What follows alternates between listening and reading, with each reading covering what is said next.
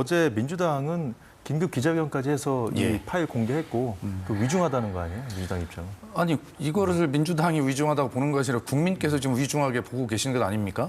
그리고 그 김재원 최고위원님께서 이례적으로 설명을 길게 하시는 거 보니까 이게 분명하게 이제 방어해야 될 논리가 이제 굉장히 많으신 건데 이게 그렇게 방어한다고 될 문제는 아니죠. 그리고 어쨌든 대통령의 육성이 공개가 되었고 공천을 지시한 육성이 나왔는데 무슨 다른 설명이 필요합니까? 다만 김재원 최고위원님 말씀대로 이것이 정말 취임 하루 전이어서 당선자 신분으로 한 것이 이게 선거법 위반이냐 아니냐, 공직자냐 아니냐 이런 법적인 문제는 뭐 따로 따져보면 될 일이고요. 이런 일이 있었던 것은 사실이죠. 그리고 돌아보면 김 최고위원님 말씀대로 아무것도 아니라 칩시다. 그런데 대통령 당선인이 저렇게 사인하고 취임식 전날 이런 문제를 가지고 통화했다는 자체가 충격적 아닙니까? 그렇기 때문에 이 문제는 야당은 당연히 그렇게 주장하는 수밖에 없는 것이고 그래야 되는 것이죠. 그러나 이 문제는 굉장히 그 중대한 변곡점을 지나서 이제 새로운 국면으로 들어서는 그러한 이것이 뭐 스모킹건이 될지 안 될지는 모르지만 그러한 지점을 향해서 들어가는 변곡점인 것만은 분명하고 대통령의 육성으로 직접 공개가 된 이런 사실들에 국민께서 굉장히 좀 놀라고 계시고 그런 것들이 사실 대통령의 지지율에 계속 반영이 되는 모습을 보면 국민이 이 문제를 국민의힘이나 대통령실의 설명과 달리 어떻게 보고 계신 것인가라고 하는 것이 드러날 것입니다. 예, 당사자들의 반응과 입장을 구체적으로 보면서 이어가 보겠습니다. 야당의 녹음 파일 공개에 대통령실은 즉각 입장문을 통해 반박했습니다. 당시 윤 당선인은 관련 보고, 그러니까 공천 관련 보고를 받은 적도 없고 또 공천을 지시한 적도 없다며 당시 공천 결정권자는 이준석 당대표, 윤상현 공천관리위원장이었다고 밝혔습니다. 당시 명 씨와 통화한 내용은 특별히 기억에 남을 정도로 중요한 게 아니었고 김영선 후보 공천을 계속 얘기하니까 그저 좋게 이야기한 것뿐이라고도 했습니다. 자, 그러자 공천관리위원장이었던 윤상현 의원도 입장을 밝혔는데요. 자료나 서류를 일절 대통령 측에 들고 간 적이 없다. 윤 대통령과 공천을 상의한 적 없다고 했습니다. 그러면서 대통령의 발언은 명태균 씨가 하도 김영선을 거론하니까 일종의 의례적인 말씀, 립 서비스로 본다고 했고요. 대통령실 설명에서 자신이 거론된 데 대해 이준석 의원은 그 당시 기준으로 한 달 뒤, 통화한 당시 그 시점 기준으로 해서 한 달 뒤 윤리위에 걸어서 자신을 당 대표직에서 쫓아내려 기획했던 사람들이 이준석을 팔아 변명하려 하나 말미잘도 이보다 잘 대응할 거라고 했습니다. 자, 이준석 의원은 격앙된 표현을 쓰긴 했습니다만 자, 어쨌든 윤상현 의원도 그렇고 당대표였던 이 의원도 그렇고 당시 대통령 당선인의 공천 개입은 없었다고 이렇게 부인을 하고 있는 상황입니다. 자, 공개된 윤석열 당시 당선인 육성에 나온 자, 뭔가 들고 왔다는 그 공간이 그 주체하고요. 자, 말이 맞네 당에서 그 주체. 대표였던 당대표였던 이준석 의원까지 그 대통령실 입장과 궤를 지금 같이 하고 있거든요. 네. 자, 그러면 이 셋 다 진실일 가능성, 셋 다 거짓일 가능성 생각해 볼 수 있고요. 자, 또 다른 통화 당사자인 명태균 씨도 파일이 공개된 그 통화 내용의 맥락이 잘렸다는 것입니다. 자, 모두가 이렇게 부인을 하고 있습니다. 자, 그렇다면 통화 내용만으로 공천 개입과 위법성 여부를 단정할 수 있는가? 이 부분에 대해서는 두 분이 입장이 갈리는 것으로 지금 보이는데 좀 더 설명을 해주시겠어요? 아니, 제가 아까도 말씀드렸다시피 법적으로 문제가 없다는 것은 대체로 공감대가 형성되는 것 같아요. 이게 예. 그리고 박수현 의원 말씀하셨듯이 이게 뭐 아무것도 아니라는 건 아닙니다.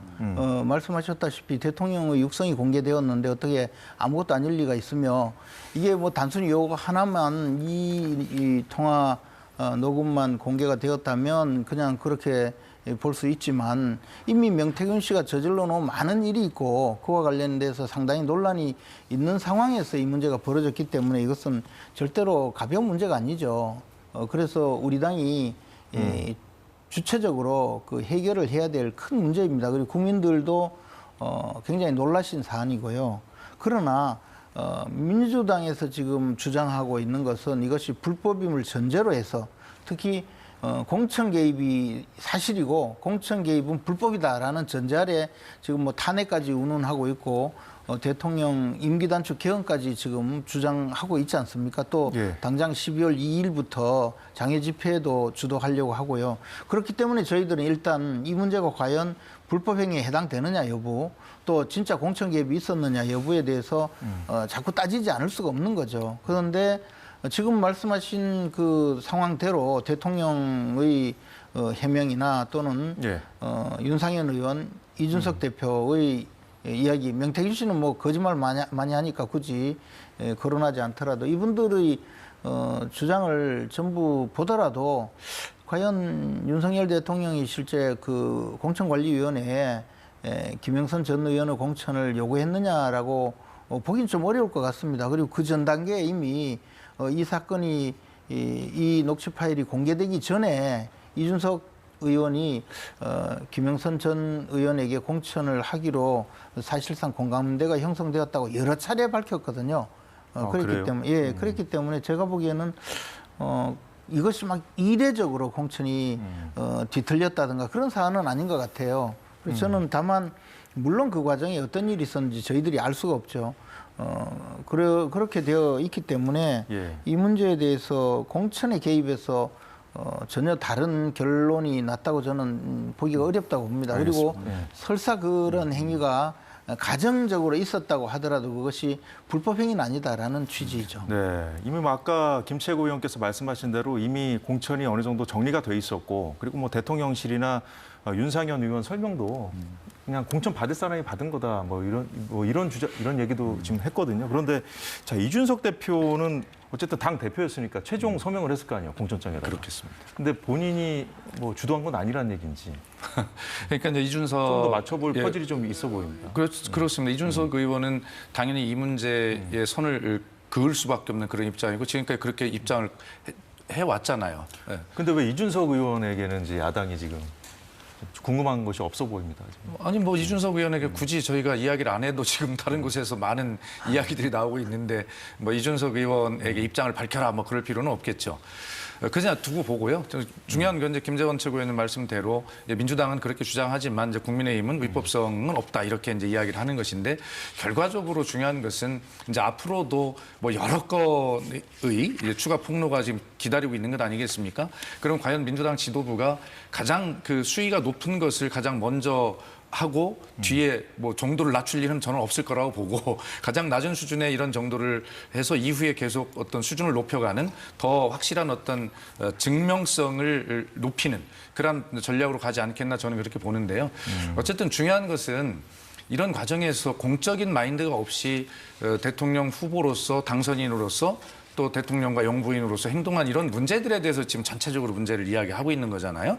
그렇기 때문에 국민의힘이 또 대통령실이 이 문제를 해명하면서 지금 말씀하시는 방언 원리처럼 그렇게 말씀하시는 것은 이준석 의원이 말미잘을 좀 소환했는데 좀 이해가 안 가는 부분이에요. 그러니까 뭐 경선 이후에는 명태균 씨와 연락한 적이 없다. 명태균을 2번밖에 본 적이 없다. 이런 말들이 다 지금 탄핵되고 거짓으로 밝혀지고 있잖아요.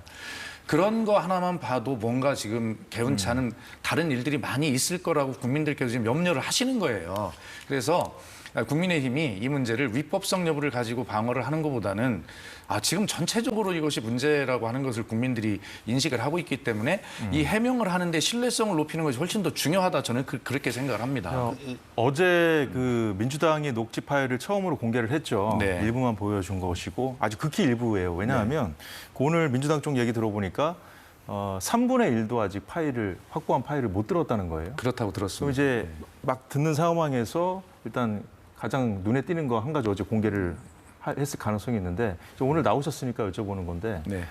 이 녹취 파일 그 입수한 경로가 좀 어떻게 좀 확인이 됩니까? 그러니까 이것은 뭐 저희들도 가장 궁금한데 박찬대 원내대표가 이건 뭐 극도의 보안을 유지하겠다고 이미 말을 했고 본인도 안 하고 있으니 물어도 답을 안 할 것이고요. 그게 당연한 예. 것이고 다만 지금 그 여의도 정가에서 추측하기로는 한 2-3가지 설이 있는데 제일 먼저 좀 충격적인 것은 창원지검발로 이게 나온 것 아니냐라고 하는 창원지검이 압수수색과 여러 가지를 통해서 녹취 파일을 입수했을 텐데 거기에서 나온 것이 아닌가. 그것은 아마 그 서울중앙지검에서도 그 여러 가지 JTBC 등이 이제 단독 보도를 통해서 이야기한 많은 자료들이 검찰이 아니면 가질 수 없는 자료들이 막 통으로 지금 나오고 있는 그런 상황 속에서 지금 윤석열 대통령의 검찰 장악력이 현저히 떨어지고 있는 것 아닌가라고 하는 그런 의구심에서 아마 그런 내용도 창원 직원발이 나왔을 것이고요.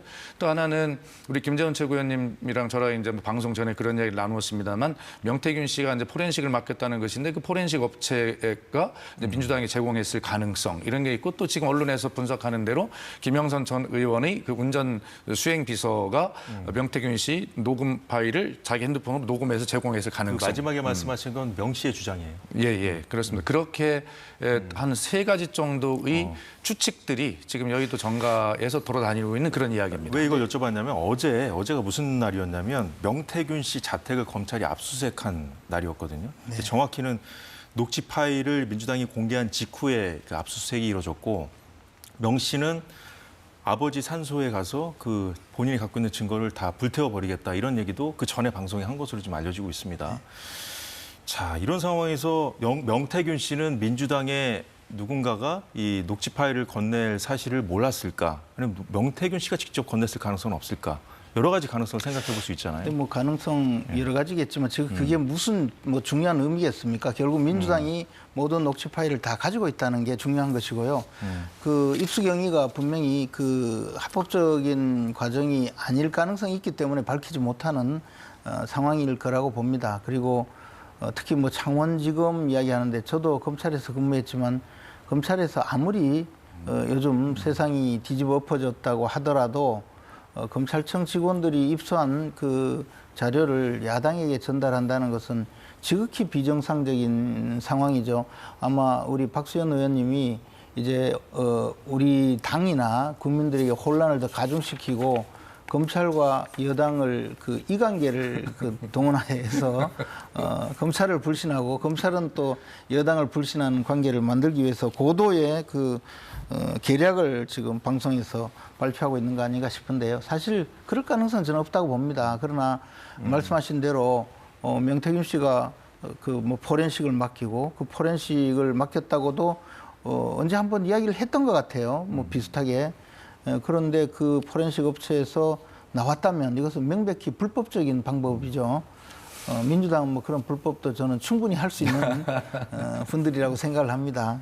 그러나 지금 사실 그것이 별로 의미가 없어졌어요. 이렇게 많은 녹취 파일이 이 야당의 손에 들어갔는데 지금 섣불리 한 건 한 건 대응을 하다가 자칫하면 국민들에게 또 더 큰 마음에 부담을 느끼게 만들 수가 있고 지금 이번에 공개된 녹취 파일보다도 또 더 국민들을 놀라게 할 그런 사안이 없다는 보장이 없거든요.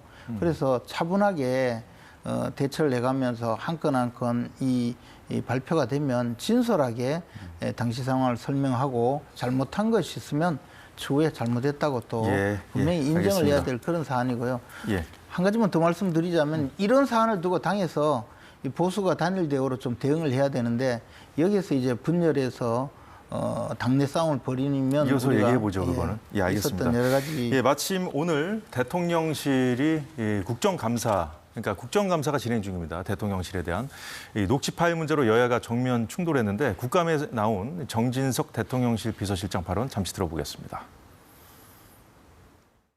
공천관리위원장인 윤상현 의원과 당시 당대표인 이준석 대표도 김영선 후보를 공천하는데 전혀 문제가 없었다라고 공개적으로 밝히고 있지 않습니까? 그리고 어저께 녹취에 등장하는 명태균 씨도 전혀 공천 개입이 없었다라고 얘기하고 이 녹취는 모든 내용이 아니라 잘린 것 같다라고 얘기하고 잘린 부분은 당에서 다 알아서 하겠다라는 그런 워딩이 잘렸다고 주장하고 있지 않습니까? 이 모든 것이 지난 취임 이후 2년 동안 계속되온 대통령 죽여서 당대표 살리자라는 야권의 정치 캠페인에 지속된 맥락이라고 저는 생각합니다. 예, 정 실장 아주 예. 적극적으로 좀 야당 의원들 질문에 좀 응하는 모습이었는데요. 어떻게 보셨어요? 그러니까 뭐 우리 김재원 최고위원님이나 저나 대통령실에 이제 수석으로 근무를 해봤기 때문에 이런 사인들이 있을 때 어떻게 해명을 해야 되는가 뭐 너무나 잘 알고 있죠. 저라면 정진석 비서실장처럼 저렇게 말씀 안 하셨을 것 같아요. 어쨌든 다 좋습니다. 좋은데 적어도 이런 일이 있으면 대통령님과 영부인께 이게 어떤 것입니까라고 정확히 물어서 자기가 대통령께 들은 말씀을 가지고 답을 정확하게 해야 그것이 국민에게 신뢰를 조금이라도 갈 것 아니겠어요? 그런데 비서실장이 이런 중요한 질문을 받는데 다 들은 얘기를 하고 있는 것이고, 그리고 더 심각한 지금 문제인식은 마지막에 지난 취임 2년 동안 계속되어 온 대통령 중에서 당대표 살리자는 야권의 정치 캠페인이 지속적 맥락이다. 이렇게 지금 덮어씌우고 있어요. 지금 그렇게 해서 넘어갈 사안이 아닌데 전혀 동문서답을 하고 있는 것이죠. 굉장히 당황스러운 모습을 좀 보이고 있는 것입니다. 할 말이 없으니까 야당에게, 아니 지금 야당이 이렇게 이재명 대표 구하기 방탄국회 이런 거 해가지고 저런 녹취가 나오는 겁니까? 그렇지 않잖아요. 야당이 공격을 해서 대통령 지지율이 떨어집니까? 그거 아니잖아요. 지금 본질을 정확하게 모르고 있는 것이고요. 그다음에 본질을 안다 하더라도 지금 해명하는 자세가 국민에게 이해가 가거나 신뢰를 얻을 수 있는 답변이 전혀 아니다. 이렇게 말씀드리겠습니다. 자, 야당에 덮어씌우는 것은 본질과 맞지 않다. 그런 취지의 말씀 주셨는데 어제 일이 많았어요. 어제는 이화영 씨에 대한 그 대북 송금 사건 결심 공판이 있었고 검찰이 1심 때와 마찬가지로 15년형을 구형했거든요. 어제 정말 많은 일이 벌어지는 상황에서 지금 그 녹취 파일 공개가 있었던 건 사실입니다. 네. 물론 뭐 이화영 부지사의 문제는 사실 계속 진행되는 재판의 과정이고 이화영 부지사는 사실 항소심 재판 과정에서 더 그 진실 발견을 호도하려는 모습을 보였거든요. 그리고 주로 주장한 것이 그 김성태 쌍방울 회장의 진술을 탄핵하면서 김성태 쌍방울 회장이 그 회유 협박을 당했다. 그리고 사실 1심 과정에서도 자신이 무슨 연어 회를 대접을 했다니 술을 먹였다느니 이런 이야기를 계속 언론에 그 법정에서 이야기하면서 초점을 많이 흐렸거든요. 근데 이 두 가지 내용들이 가만히 보면 이화영 부지사 본인의 혐의 사실에 대한 것보다는 자신이 이재명 당시 경기지사에게 보고를 했다는 내용, 그리고 그와 관련된 김성태 회장의 진술이 사실이 아니라고 하기 위해서 지속적으로 김성태 회장이 거짓말하고 있다. 내가 그때 진술한 내용은 사실은 연어회하고 술을 얻어먹고 좀 회유에 의해서 넘어간 것이지 사실은 그게 아니다. 이런 주장을 계속하면서 마치 이재명 대표 구하기 위해서 자신의 혐의는 아랑곳하지 않는 그런 의미를 보였는데 그것이 항소심에 가서 더 심하게 나왔죠. 그러면 그 이화영 부지사에 대한 그 법정형, 그러니까 법률에서 정한 형은 징역 15년 이상의 중범죄입니다. 뇌물죄가요. 그런데 다만 그 징역 9년을 선고한 것이거든요. 그러면 검찰 입장에서는 이 이화영 부지사가 이렇게 형을 낮춰주는 법정형, 법률에서 정한 형을 낮춰주는 만한 이 참작 사유가 없다는 취지를 계속 이야기를 한 거죠. 즉 진실 발견을 위해서 노력한 것도 아니고 자백을 하고 향후에 나는 이제 더 이상 범죄를 저지르지 않겠다고 그런 그 모습을 보이는 것도 아니고 반성하는 것도 아니고 오히려 죄를 뒤집어 씌우고 더 나가서 수사기관을 모함하고 이러니까 법률에서 정해놓은 양형대로 징역 15년을 선고해달라고 징역 15년을 지금 구형한 겁니다. 그런데 이 이화영 부지사의 형이 이제 어느 정도로 정해질지 항소심에서 이화영 부지사의 그 양형이 정해져서 징역 9년형이 그대로 선고가 되거나 하면 이재명 대표에 대한 그 공범 혐의도 사실상 법원이 인정하는 그런 모습이 되기 때문에 지금 민주당이 앞두고 있는 여러 가지 판결, 이화영 부지사 판결, 또 김혜경 여사 판결, 또 이재명 대표의 두 가지 판결, 이것이 11월 달에 몽땅 앞두고 있으니까 민주당 입장에서는 최선의 공격이 방어다 이렇게 해서 지금 그 국민의힘을 상대로 여러 가지 이 공격을 아주 물량 공세까지 해가면서 퍼붓고 있고요. 또 더욱이 이제 뭐 탄핵이니 임기단축 개헌이니 이런 주장까지 하지 않습니까? 이것은 결국은 윤석열 대통령이 조기에